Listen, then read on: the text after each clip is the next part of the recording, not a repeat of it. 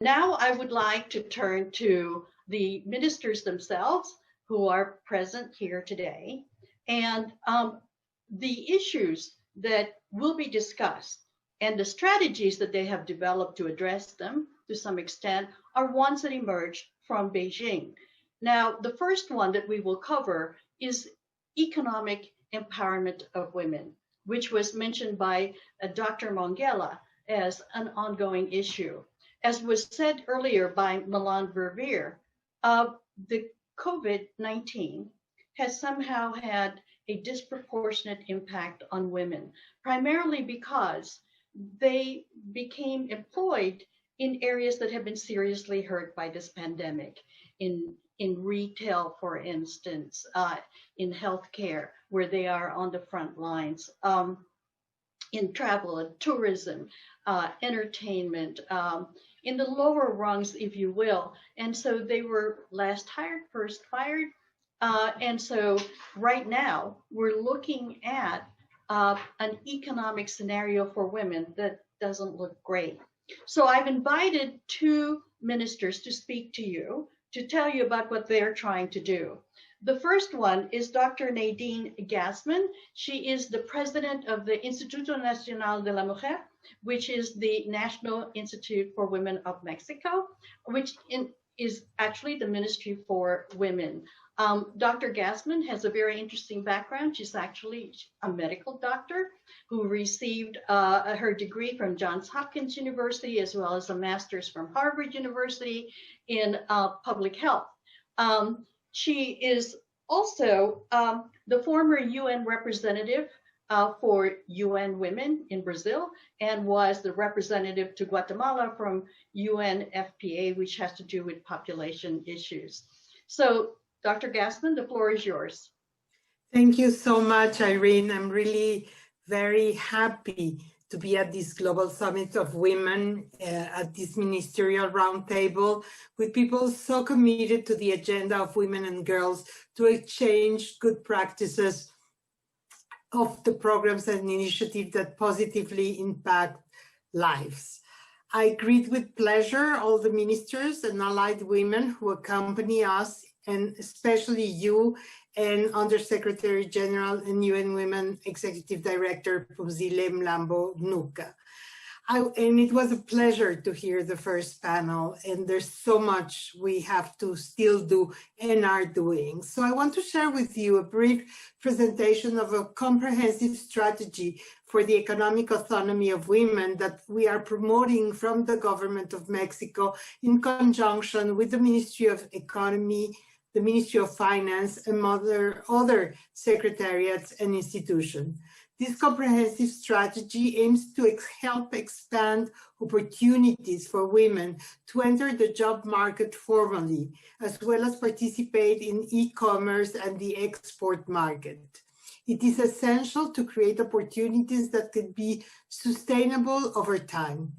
For this reason, we are attending to the needs of women with the potential to develop their capacity in different fields.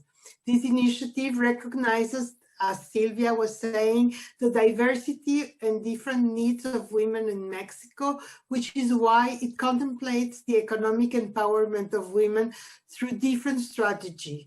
And at this time, I will focus on three. The strategy to promote women who live through or have experienced violence and who are in vulnerable situations, a strategy for the promotion of women exporters, Mujer Exporta, MX, and the e-commerce strategy through the Mercado Libre, which is our Amazon strategy, which seeks to support the economic development of women producers, entrepreneurs, and businesswomen. Let me give you a little bit of background. In Mexico, it is estimated that women were incorporated in the labor market under the same conditions as men. If they were, more than 240 billion additional pesos would be generated in the national economy each year. For this reason, states and companies have to bet on the economic inclusion of women, and we're doing that in the government, to help reduce the effect of the crisis in favor the economic and social development of the country. The pandemic has affected the economic autonomy of women as everywhere, and a survey of the impact of the COVID-19 on the labor market carried out by Mexico INEGI indicates that until April, the employment rate among the economically active population reached 43% for women and 24% for men. That is, for more than 9 million women who did not have a job. The pandemic has affected them in a disproportionate manner, as well as the economic issue this data shows. From the National Institute of Women of the Government of Mexico, we believe that the capacity of the women are one of the dimensions where it is necessary to invest for the post-pandemic economic recovery facing the present and the future. We need to create innovative strategies, make use of technology and digital tools, and open distribution channels without barriers to favor their economic development, which would have a positive impact on their families and communities. Although each of the strategies presented here has particular characteristics, the implementation of the comprehensive strategy for the economic autonomy for women is based mainly on a model of responsible social participation that seeks to meet their needs by placing them at the center of public policies. Let me go very rapidly, because I have very little time, about the project. The strategy to promote women who live through or have experienced violence and who are in a vulnerable situation is one that is to support them to open them small stores using what we have as a national capacity, which is Segalmex, where they can market various consumer products. Until September this year, the strategy for the promotion of women who live through or have experienced violence against women has started in 3 states, and it's picking up because it has really addressed a need of economic empowerment for women to get out of these violent situations. Another strategy we're developing is a program, Mujer Exporta, Women Export, which is part of the government strategy to enhance the empowerment and economic autonomy of women and promote growth of companies of women. Mexican women entrepreneurs express that they are not afraid of failing this path, but on the contrary, they are confident in their ability. And we had the first business round, and we're able to really work with them in taking advantage of the free trade agreement with the US and Canada. And finally, the e-commerce strategy through Mercado Libre seeks to support the economic development of Mexican producers by approaching them to this e-commerce, which is the local Amazon. So there are 2 main challenges we have faced during the implementation of this comprehensive strategy. The first has to do with the pandemic, which we are immersed, and the confinement has had negative consequences on women and girls. And this is linked to the second challenge, which is the social and historical allocation of gender roles. Dismantling these deeply rooted ideas is a job that has been done along the way, and which is necessary to have the participation of all the sectors, and we are extremely committed in the government of Mexico. And just to end up, I want to recap on what was said before.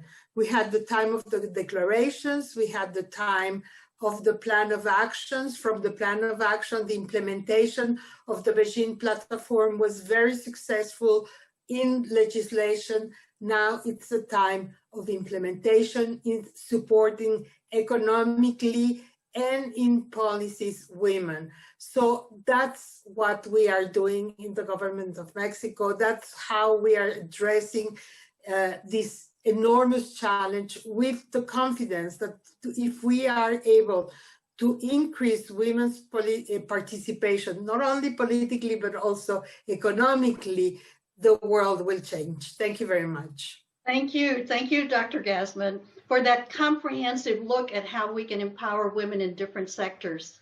So now I have the pleasure of introducing to you the State Secretary for European Affairs from Croatia, other half of the world. She is the Honorable Andreja Metelko-Zgombic. She is a lawyer by profession. And so given that, she was involved in all kinds of negotiations with border countries. She was also involved in negotiations for Croatia being part of the European Union. She has a terrific project, which actually is a win-win in my book because it deals with those who are underemployed, unemployed, helping those who are at the margins of society. So the floor is yours, State Secretary. Thank you very much, Irene. It gives me a great pleasure to be with you here today, and I wish you good afternoon from Zagreb. I would like to thank once again for your invitation for this virtual ministerial roundtable, and I really look forward to discussing on how to address women's status in the post-pandemic world. In order to contribute to the discussion on further realizing the comprehensive blueprint for equality set in Beijing, Croatia has submitted a project called Make-A-Wish, addressing employment equity, whose brief slideshow you will see shortly. In a nutshell, the Make-A-Wish project employed 6,000 hard-to-employ women in underdeveloped areas to assist 30,000 elderly and/or disadvantaged persons in the local communities. The project reduces women's unemployment and at the same time improves the quality of life of the elderly and/or disadvantaged persons. In this way, the project contributes directly to the reduction of poverty and to the reduction of social exclusion, both of the employed women and the elderly and/or disadvantaged persons. Allow me to offer you a brief overview of the Make-A-Wish Women Employment Program. At the time of designing the project, there was a very high unemployment in Croatia, especially women's, and the idea was to design a program that could employ women quickly without the need for their prior professional knowledge or special competencies for the job. The Croatian Ministry of Labor launched an open call for proposals for the Make-A-Wish program in June 2017. Within that call, 322 projects were successful, and they were granted approximately 140 million euros. The first call saw the employment of more than 6,000 women for up to 24 months to provide assistance and support for almost 30,000 elderly and/or disadvantaged persons. Following such a successful result in the first call of the project, and in order to enable continuation of the funding, the Ministry of Labor launched another open call in February this year for projects in the value of 77 million euros. It is foreseen to employ more than 6,000 women for up to 12 months, providing services for about 36,000 elderly and/or disadvantaged people. The target group of this project are unemployed women with no more than secondary education, especially women in the hard-to-reach rural areas and islands. Additionally, it is recommended that emphasis be put on vulnerable groups, for example, women over 50, women with disabilities, victims of human trafficking, victims of domestic violence, homeless women, among others. The support and care service these women provide include food delivery and preparing meals, assistance in maintaining cleanliness of end users' homes, assistance in dressing and undressing, assistance in social integration, conversation, socializing, among other activities. The type of activities, of course, depends on the needs of the end users in each individual case. The term end user refers to an elderly person aged 65 and over, and/or disadvantaged person. In addition to employment of women, the project also includes education and training of targeted group women.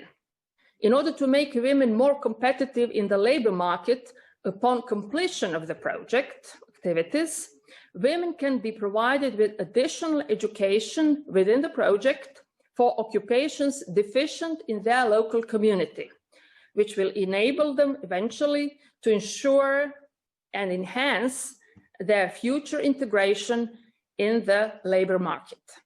Thus, the Make-A-Wish program incorporates employment, social inclusion, and education as its three main priorities.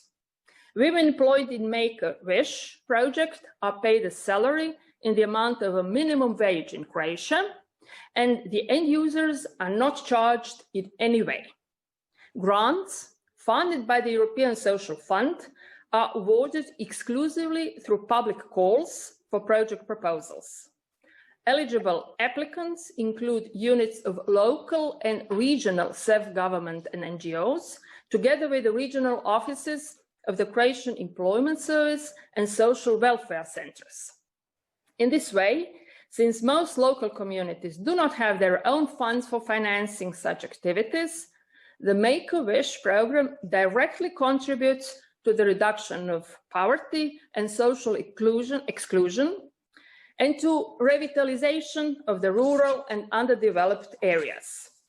In conclusion, the Make-A-Wish program will positively affect a number of different socio-economic aspects of individuals and local communities. It reduces women's unemployment through their employment in the project, increases the employability of the employed women upon completion of the project, and simultaneously improves the quality of life of the elderly and/or disadvantaged persons. Thank you for your time, and I look forward to hearing about different projects worldwide during this roundtable. Oh, thank you, State Secretary. That was wonderful. It was a win-win and a great partnership between European Union, the federal government, as well as local governments. Thank you so much for that great presentation.